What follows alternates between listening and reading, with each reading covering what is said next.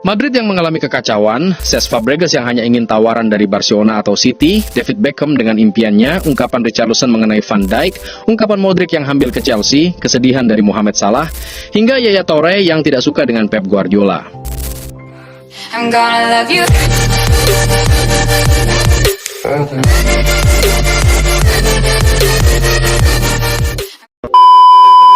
Real Madrid mengalami malam yang benar-benar kacau. Bukan hanya kalah, tetapi emosi para pemainnya meledak sampai 3 pemain mendapat kartu merah, termasuk Endrick yang bahkan tidak berada di lapangan saat itu. Fran Garcia dan Alvaro Carreras juga diusir wasit, membuat pertahanan Madrid semakin rapuh. Situasi makin buruk karena Eder Militao kembali cedera otot. Dari sisi mental maupun kondisi skuad, Madrid benar-benar berada di titik rendah dan ini menjadi pukulan besar jelang menghadapi Manchester City di Liga Champions.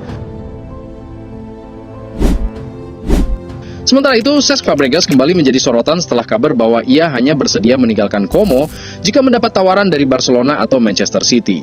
Sikap ini menunjukkan rasa percaya diri sekaligus loyalitasnya terhadap proyek besar yang sedang ia bangun di Como. Ia tidak akan pindah kecuali untuk 2 klub yang memiliki makna emosional dan prestis luar biasa baginya. Terbukti bahwa Fabregas kini berada di tahap karir di mana kualitas dan kenyamanan lebih penting daripada sekedar ketenaran. Arsene Wenger juga memberikan analisis yang membuat perdebatan di kalangan fans. Ia menilai Inggris memiliki skuad paling matang dalam beberapa generasi dan sudah waktunya berhenti hanya menjadi hampir juara. Namun Wenger kemudian mengatakan bahwa Prancis masih berada di level yang lebih tinggi karena memiliki lini serang yang tak tertandingi negara manapun. Menurutnya kualitas striker cadangan Prancis saja sudah cukup untuk membuat banyak negara iri, sehingga ia menyebut Le Blues sebagai super favorit. Di Amerika, mimpi besar David Beckham akhirnya terwujud. Sebagai pemilik Inter Miami, ia menyaksikan klubnya meraih gelar juara MLS pertama sepanjang sejarah mereka setelah menang 3-1 atas Vancouver. Beckham memuji Lionel Messi sebagai faktor utama keberhasilan ini, baik dari segi permainan, mentalitas, maupun pengaruhnya terhadap seluruh tim. Keberadaan Messi benar-benar mengangkat standar klub. Richarlison juga membuat wawancara viral setelah menyindir Van Dijk dengan cara khasnya. Ketika ditanya apakah ia takut berduel dengan bek Liverpool itu, Richarlison menjawab bahwa ia justru pernah menantangnya secara langsung. Ketika wartawan terkejut, ia menambahkan bahwa ia memang mengatakan hal itu tapi dalam bahasa Portugis sehingga Van Dijk tidak mengerti.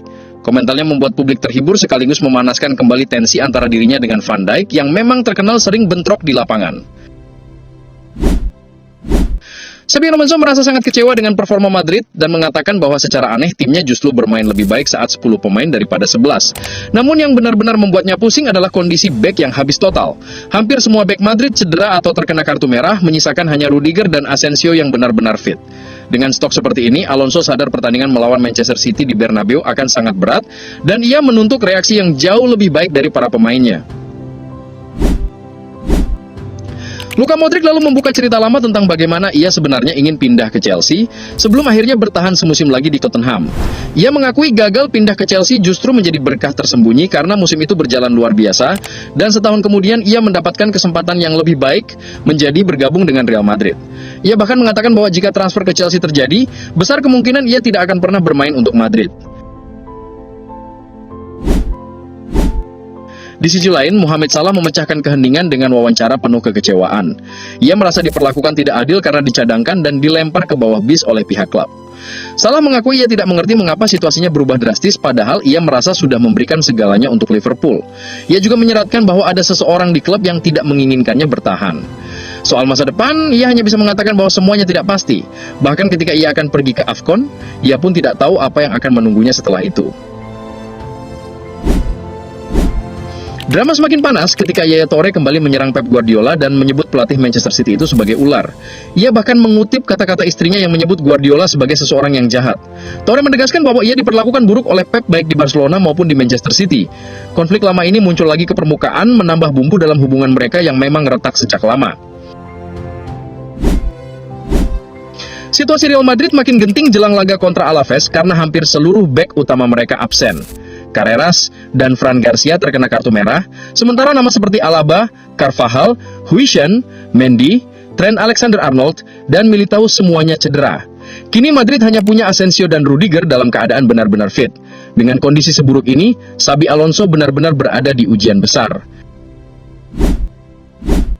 Di tengah semua cerita panas itu, ada momen menyentuh yang melibatkan Neymar. Sebuah pesan menyoroti bagaimana seorang pemain bisa bertahan bermain meskipun menahan rasa sakit, tetap setia membela klub masa kecilnya, dan terus berjuang meski situasi tidak ideal.